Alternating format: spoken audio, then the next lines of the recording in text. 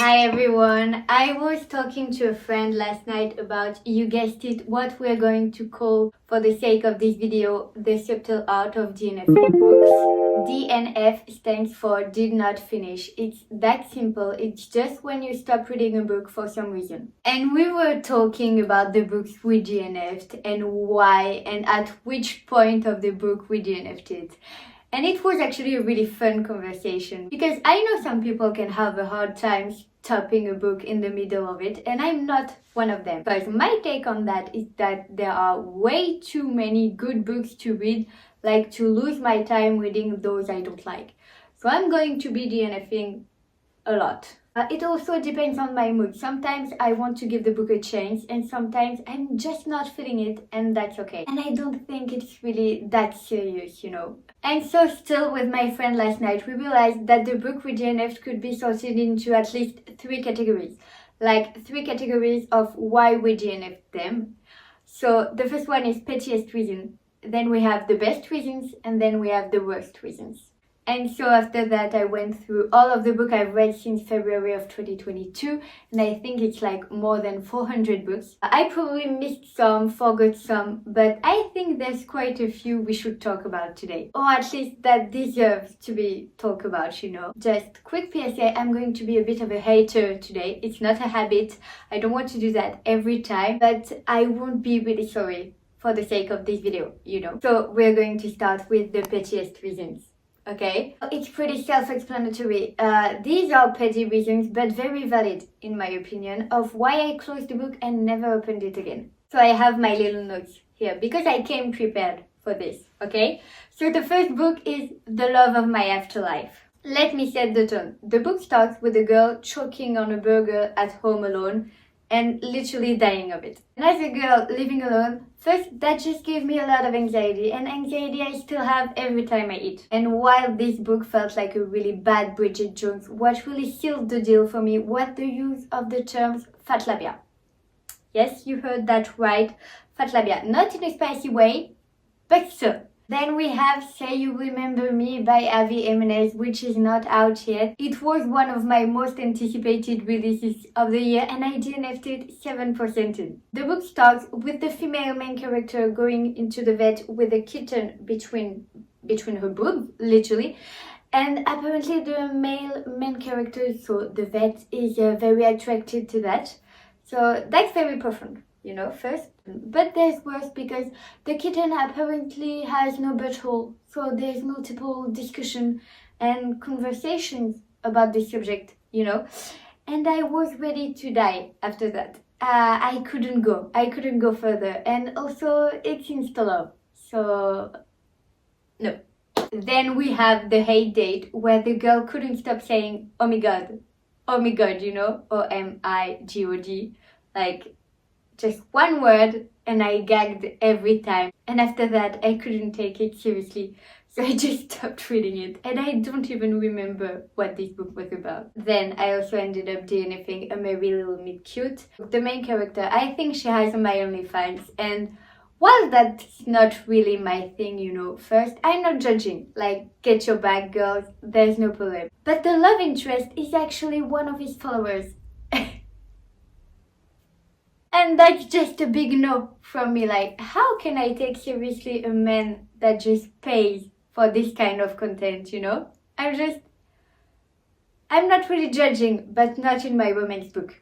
Not in my romance book. And for quite the same reasons, I also DNF'd Cruel Summer by Morgan Elizabeth. The love interest actually loves to film himself during sex, and I respect everyone's preference, but that just gave me the biggest ick, the whole conversation about that, and just the act of doing it just didn't felt really romantic to me. It's not that serious, but I couldn't keep reading, okay? So I stopped. And the last one might be the pettiest one, because the book is called Unforgettable. And the fact that the story was a bit bland combined with its title, Unforgettable, it triggered an involuntary reaction in my brain, and I did it. Because this book was going to be very much forgettable, so why read it? And I'm not even sorry about that one. I don't regret it. Moving on to the second category, the best reasons. These are the books I DNF for the right reasons. Like, there was no giving further chance to these atrocities, you know? First one is The Bride by Daphne Perry. I think it's Willa Nash, but it's Daphne Perry. And I read and really loved the Eden series by Daphne Perry, so I went a bit blind into this one, which is the first one of her previous series, I think. And Duke, the main character, already gave me the ick really fast. But what really sealed the deal for me was when he said, I'm quoting, "My mom's a teacher. She always says it takes her a couple of weeks every summer to slow down and transition from kid wrangler to domestic goddess." Domestic goddess? What do you mean? Are you shitting me? Straight to hell. Bye. Then there was Devious Obsession, which is a dark romance that is actually very recommended and very loved, I think, at least on BookTok. And I hate this book with everything in me. Like, I love dark romance and I love some very debatable shit, okay? Don't come for me for that. But this book, the plot was so deranged. It was just painful to read. From what I remember, he gagged her in the dark while there was a serpent on top of her, and it's one of her phobia, so she went into shock. I'm honestly still baffled. The next one was my biggest surprise. It is Empire of Desire by Rina Kent. I am very much of a Rina Kent stan. I love almost all of her books. I think I only have 3 books left to read by her. I stopped after this one, actually. For context, she's seducing her father's best friend, so there's a huge age gap and everything. Please keep in mind, I like debatable shit, so that's not even the problem. But this book was just a big fat no for me. I kept reading until 70%. But what really made me stop the book was when she said, she's looking at him and she's like, "Why did you think bananas were my favorite fruit?" Like, in a context of seduction. Everything, like, just everything felt wrong with this book, and I was ready to fight Rina at that point. No. This one was actually quite surprising too for me, because I refused to believe that this book, a novel love story, was written by the very authors who wrote The 7 Year Sleep.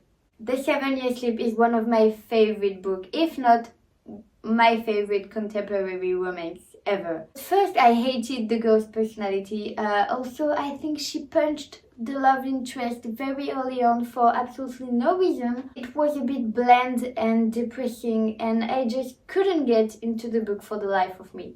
And so I don't think I'm going to read any more Ashley Poston books, because I'm not playing Russian roulette like that. This one was actually one of the first one I DNF'd, I think, in 2022 or maybe 2023. And it is Mine for Yours. And I don't even understand this book because, like, the words made no sense. The conversations made no sense. And I don't even think anyone's reread this book before it was published. I don't know. When I read this book, I was actually doubting my brain to be able to understand something. This book was actually just unreadable. And the last one of the best reasons, it's actually Behind the Net by Stephanie Archer. I really liked her previous series about the roguesman. It was actually really fun to read. But this one, it was just the man saying corny things and her saying, "Oh, so bossy." And it was like every page. And I thought that the whole thing is like so much intention and effort that I wasn't going to waste my time reading it, you know. And finally, we have The Worst Reasons. These are the books I couldn't finish because I assumed some things about them. There's not many because I learned from my mistakes, but also I just never read the blurb, so it's bound to happen again in the future. The first one, and I'm still actually very traumatized, is The Long Shot by Kennedy Ryan. So I didn't saw any trigger warnings or everything, but even I think it's my fault. I just was expecting a really cute sports romance, like you know, something a bit light, or maybe like with heavy topics, but still light. But I wasn't expecting a literal horror story where she's just being abused and kidnapped. That I wasn't. This story made me want to throw up and curl into a ball, so I just stopped reading it, you know. I know a lot of people love this book, but I don't feel brave enough.